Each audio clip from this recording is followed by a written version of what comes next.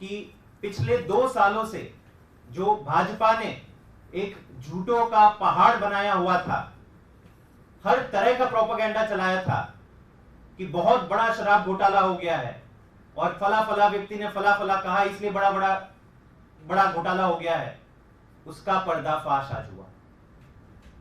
मैं दावे के साथ कहता हूं कि दिल्ली का कथित शराब घोटाला इतिहास के पन्नों में दर्ज होगा कि कैसे एक इतनी शक्तिशाली पार्टी ने केंद्र सरकार के तमाम इंस्टीट्यूशंस, ईडी, सीबीआई, अपने तमाम सरकारी तंत्र को इस्तेमाल करते हुए एक छोटी सी पार्टी को क्रश करने की कैसे कोशिश की है। 2 साल से इन्वेस्टिगेशन चल रही है। 2 साल से हम पूछ रहे हैं कि अगर आप कह रहे हैं इतना बड़ा घोटाला हुआ है तो मनी ट्रेल कहां है? कोई जवाब नहीं है भाजपा के पास। अब तक कहते आ रहे थे कि नहीं मनी ट्रेल मिलेगी, लेकिन हमारे पास पुख्ता गवाहों के बयान है। तो मतलब गवाहों के बयान के आधार पर यह पूरा केस खड़ा किया था। आतिशी जी और सौरभ जी ने बताया कि ये किस प्रकार के बयान इन गवाहों के द्वारा लिए गए, कैसे खुलेआम कानून का मजाक बनाया गया। आपसे हम तब तक बयान लिया करेंगे, आपको तब तक जेल में डालोगे जब तक आप एक आम आदमी पार्टी के बड़े नेता का नाम नहीं लेते। तो किसी ने किसी का नाम लिया, किसी ने किसी का नाम लिया।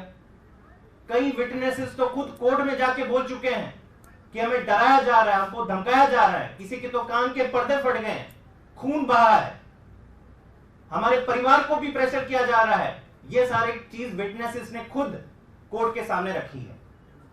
और यही सारी चीजों को ध्यान में रखकर आज का ऐतिहासिक निर्णय माननीय सुप्रीम कोर्ट ने लिया है।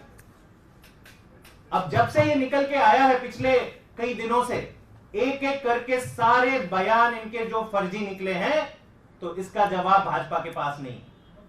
हम हर दिन उनके नेताओं के बयान सुनते हैं। पहले कहते थे नहीं इतने हमारे पास सरकारी गवाहों के बयान है। पिछले कुछ दिनों से उनका रुख बदल गया।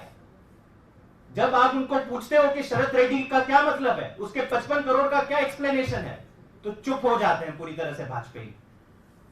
जब हम पूछते हैं कि मगुंटा रेड्डी, जिनके बयान पे आपने अरविंद केजरीवाल जी को अंदर कर दिया, उसको एनडीए का टिकट कैसे दे दिया, वो मोदी जी का पोस्टर लगा के प्रचार कर रहे हैं लोकसभा चुनाव में, और उनके बयान के आधार पर आपने एक सिटिंग मुख्यमंत्री को अंदर बंद कर दिया, तो चुप हो जाते हैं भाजपा। जवाब केवल एक आता है, अरे भाई साहब ये सारे तर्क देने हैं तो कोर्ट में दीजिए ना, कोर्ट से आपको बेल क्यों नहीं मिल रही? मतलब जवाब कुछ नहीं है उनके पास, केवल ये कहते हैं कि नहीं कोर्ट से बेल नहीं मिली मतलब आप लोग दोषी हो। आज जब ये सारी सुनवाई सुप्रीम कोर्ट में हुई और आज जो डिसीजन आया, मेरे ख्याल से आज भाजपा को, देश को जवाब देना चाहिए कि क्या मजाक बना दिया है आपने पूरे देश का, देश के कानूनी व्यवस्था का। पूरा का पूरा फर्जी केस आपने एक पार्टी के तमाम शीर्ष नेतृत्व को अंदर बंद कर दिया, उल्टा धमकी दे रहे हैं। आतिशी जी को धमकी आई है, सौरभ भारद्वाज जी को धमकी आई है, दुर्गेश पाठक, राघव चड्ढा कह रहे हैं कि अब दूसरी और तीसरी पंक्ति के नेताओं को भी जेल में डाल देंगे। गजब की तानाशाही है।